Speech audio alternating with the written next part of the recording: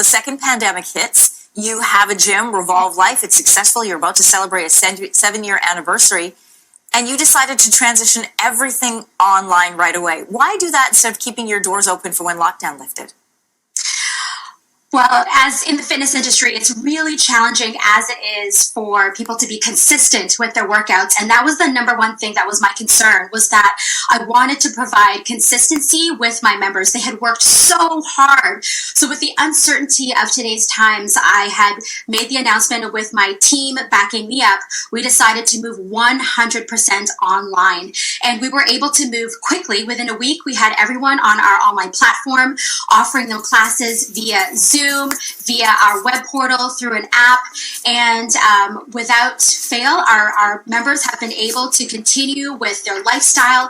In fact, since lockdown, many of them have not only been able to keep the weight off, but they have been able to lose weight throughout this pandemic.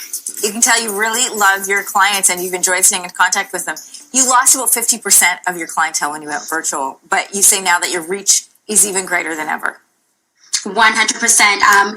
Unfortunately, with the pandemic, a lot of our members had thought, let's put my membership on hold and let us know when you open your doors. But to this day, unfortunately, a lot of us in the fitness industry have had to shut down. So with that being said, we took the opportunity to expand worldwide. And now we have members all across Canada, from Vancouver. We have some in Calgary, US, and we actually have some members all the way from Kenya, Africa. So we have expanded our reach and we're able to serve so many more women across the world. Crystal, it's fantastic to meet you. I love meeting people like you who look for the rays of hope and then make things happen. Have a great week. Thank you. Love. So today I'm going to be sharing 3 simple tips to move from mindless eating to mindful eating. Now, for those of you who have participated in the polls, I will randomly put up questions or polls inside the Ladies Get Fit with R3 closed Facebook group. And this week, one of the questions I had asked is, what is the number one habit you know you need to be consistent with to lose weight, be healthy and fit, but you find it really hard? So a few of the comments was, I find it difficult to implement fasting, eating right, which means no junk food at all, TV snacks on weekends, even if they're healthy. No means yes in my head, so no food means come on. Evening snacking, drinking soda. So it sounds like majority of the habits that you ladies are having a really challenging time to adapt is saying yes to healthy food and also saying no to unhealthy food. So this is where I really wanted to take this opportunity to share 3 simple tips to move from mindless eating to mindful eating. So firstly, what is the definition of mindless? If you go into the dictionary, the definition is acting or done without concern for the consequences. I'm going to say that again. So mindless in the dictionary says that it is acting or done, doing something without concern for the consequences. And isn't that right? You know, by the time we've eaten or consumed that food or drink that we know we shouldn't, it's already too late. We don't even think about the consequences, do we? And that's where we need to figure out, how do I move from mindless snacking, mindless eating to mindful? So understand that before you are tempted to eat or drink that thing, there is literally a 5-second window. Mel Robbins coined this term of the 5-second rule, and there literally is 5 seconds where you can choose whether or not to follow through. Now, 99% of the time, we know that food that's in front of us, we know that we shouldn't be eating it or drinking it. So within that 5-second window, tip number 1 is ask yourself these 3 questions. Number 1, am I going to feel guilty eating or drinking this thing? Am I going to feel guilty? Okay. If the answer is yes already, step away, back away. Okay. Number 2, can I stop after one bite or one sip? Just like um, that container of Pringles chips. The reason why they say you can't stop once you pop, you can't stop, because it's true. Typically the things that we crave are so high in sugar and fat and salt. It really is challenging to stop after one square of chocolate or one bite of ice cream or one chip.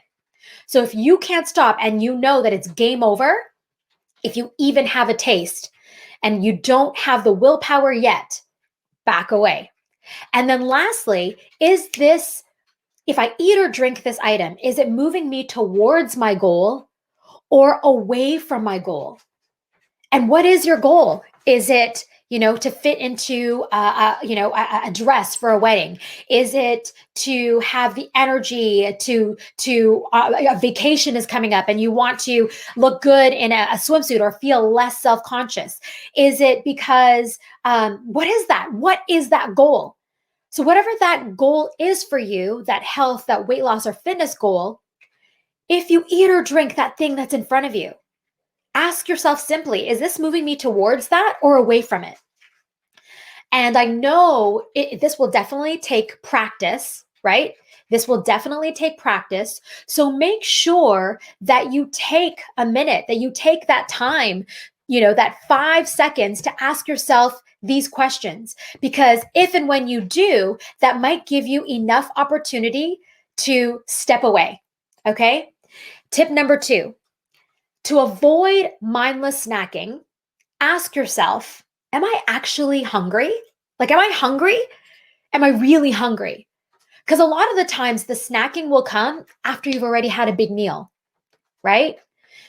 Or maybe you're just like, you had a long day, the kids are finally tucked in, maybe your husband's doing off something and you have a moment to yourself and you turn on Netflix and right away you're like, I need to snack on something. But do you really? Are you really hungry?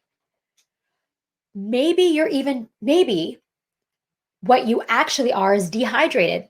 Majority of us don't drink enough water.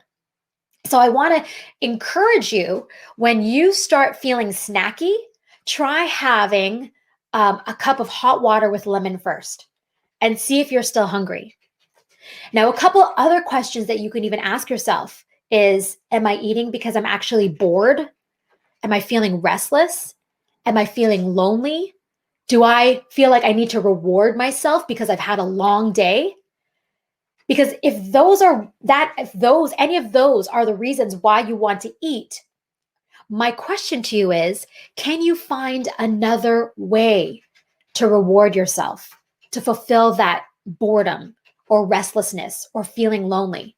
So a couple of examples is, maybe it's going for a walk and calling up one of your girlfriends and going for a nice, like, brisk power walk and catching up with your girlfriend on the phone. Maybe it's getting a mani and pedi if that is available to you. Me personally, a reward as opposed to eating, I love getting my hair washed. I love it, especially when they put the conditioner and they give you that massage. That is such a reward. I will take that over ice cream any day. Or maybe it's take a nice hot bath and have some water with some cucumber and mint and have sip on that. Or maybe it's go to bed, pull out a really good book that you've been meaning to read, and treat yourself to going to sleep early for once. Anyone need to get into that routine? So that's tip number 2.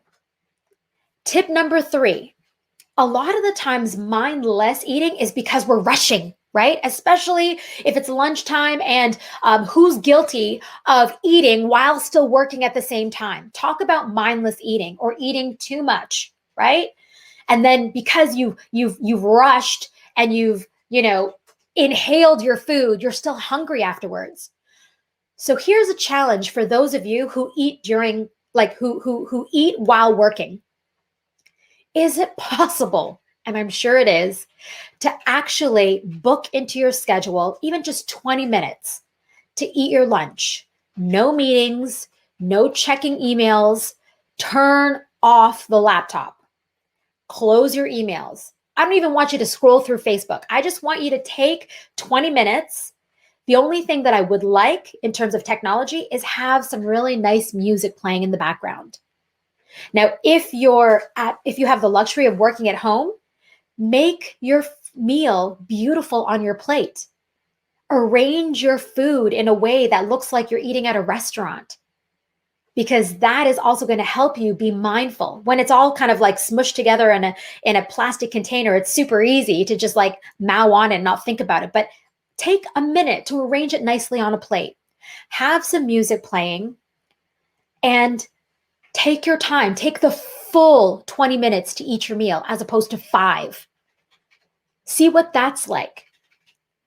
Now, if you are guilty of eating dinner while watching TV, hello, and that is the cause of mindless eating, I want to challenge you to turn off the TV, sit down at your table. Who would have thunk?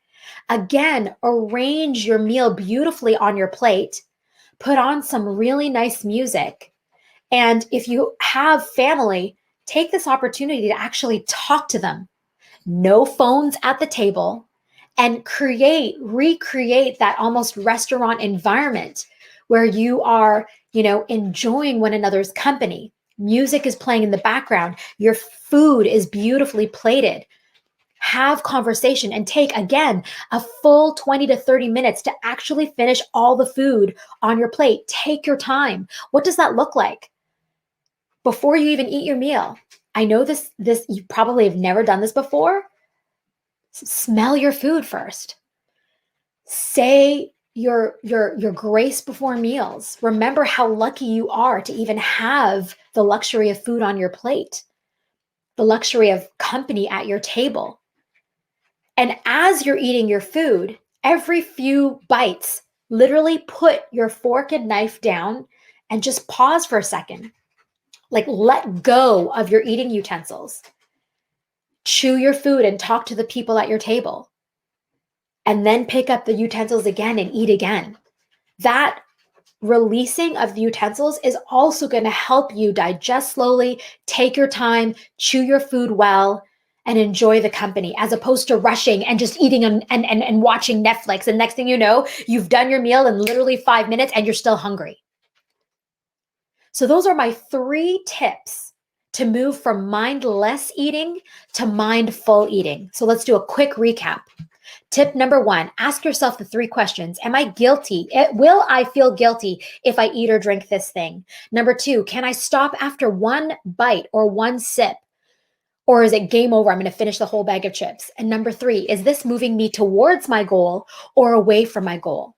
Tip number 2, ask yourself, am I really hungry? Or maybe I'm just thirsty. Or am I using food as a reward system instead of eating to reward yourself after a long day?